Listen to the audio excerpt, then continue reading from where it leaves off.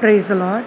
இன்றைய தியானத்திற்கு உபாகமம் 33ஆம் அதிகாரம் 3ஆம் வசனம். மெய்யாகவே அவர் ஜனங்களை சிநேகிக்கிறார், அவருடைய பரிசுத்தவான்கள் எல்லாரும் உம்முடைய கையில் இருக்கிறார்கள். அவர்கள் உம்முடைய பாதத்தில் விழுந்து உம்முடைய வார்த்தைகளினால் போதனை அடைவார்கள். தேவன் நம் அனைவரையும் நேசிக்கிறார் என்பதை நாம் நன்கு அறிந்திருக்கிறோம். நாம் எப்படி பரிசுத்தம் அடைய முடியும் என்றால், அவரால் நடத்தப்படும் போது நாம் முற்றிலும் பரிசுத்தவர்களாய் மாறுகிறோம்.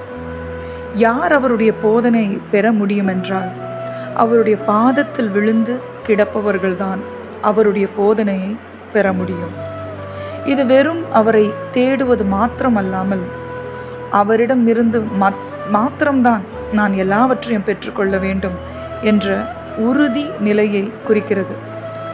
நம்முடைய தேவன் சர்வ வல்லமை உள்ளவர், சர்வத்தையும் ஆள்பவர், ஆலோசனையில் சிறந்தவர் என்பது அவர் பெயர். அப்படிப்பட்ட தேவனிடமிருந்து நாம் போதனையை பெற வேண்டுமென்றால் அவர் பாதத்தில் விழுந்து கிடக்க வேண்டும். இது எவ்விதமான நிலை என்றால், அவர் பிரசன்னத்தால் நாம் மூடப்படும் வரைக்கும் அவர் சமூகத்தில் காத்திருக்க வேண்டும். அவரிடமிருந்து ஒரு பதில் கிடைக்கும் வரைக்கும் அவர் சமூகத்தில் காத்திருக்க வேண்டும். அது மாத்திரமல்ல, அவ்வார்த்தைகளின்படி செயல்படும் போது நாம் அளவில்லாத நன்மைகளை நமது வாழ்வில் பெற்றுக்கொள்ள முடியும். சில வேளைகளில் தேவன் தரும் ஆலோசனை மிக அற்பமாக தோன்றும்.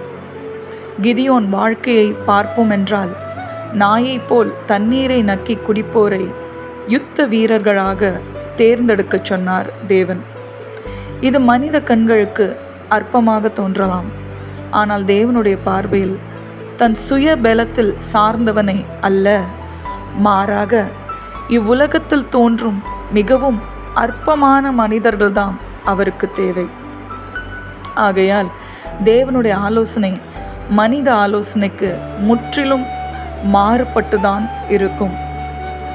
ஏனெனில் மாம்சமும் ஆவியும் ஒன்றுக்கு ஒன்று விரோதமாகத்தான் செயல்படும். நாம் ஒவ்வொருவரும் தேவனுடைய கரத்தில் இருக்கும் பரிசுத்தவான்களாக இருக்க வேண்டும். தேவனுடைய பாதத்தில் கிடக்க வேண்டும். அவருடைய போதனையை பெற்றவர்களாய் நமது ஜெப அறையிலிருந்து கடந்து வர வேண்டும். ஆமென். ஜெபம். அன்பின் பரலோக தகப்பனே, ஆலோசனை கர்த்தரே, நீர் பெரியவர், சர்வ வல்லவர்.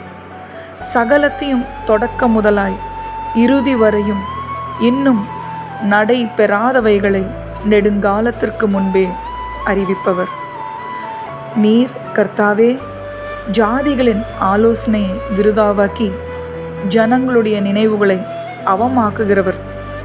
உம்முடைய ஆலோசனையோ என்றென்றைக்கும் நிற்கும்.